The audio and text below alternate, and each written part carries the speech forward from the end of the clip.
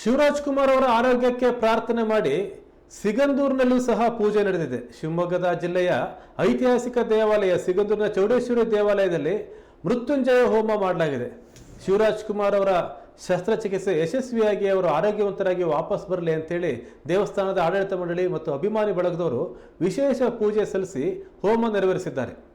ಈ ಸಂದರ್ಭದಲ್ಲಿ ಸಿಗಂದೂರು ಚೌಡೇಶ್ವರಿ ದೇವಾಲಯದ ಕಾರ್ಯದರ್ಶಿ ರವಿಕುಮಾರ್, ಕೆಪಿಸಿಸಿ ಒಬಿಸಿ ಸಂಯೋಜಕ ಜಿಡಿ ಮಂಜುನಾಥ್, ಮಸ್ಕರ್ ರಾಜಪ್ಪ, ಎಂಬಿ ರವಿಕುಮಾರ್, ಪುರದಾಳ್ ರಘು, ಚೇತನ್ ಸಂದೇಶ್ ಸೇರಿದಂತೆ ಹಲವರು ಭಾಗಿಯಾಗಿದ್ದರು.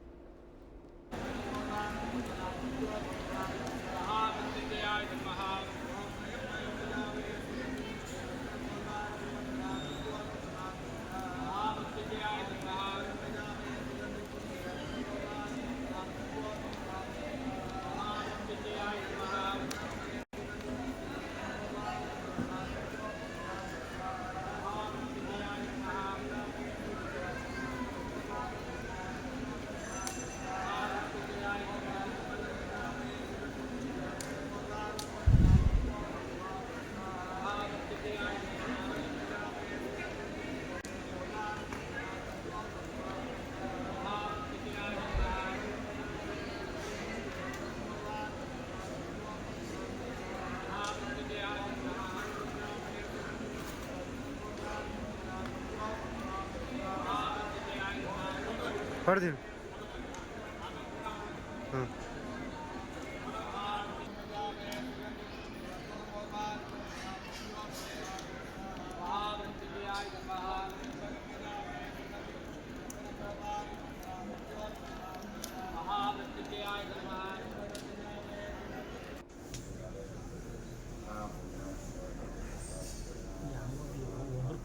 ಹಿಂಗೆ ಹೊಡಿಬೇಕು.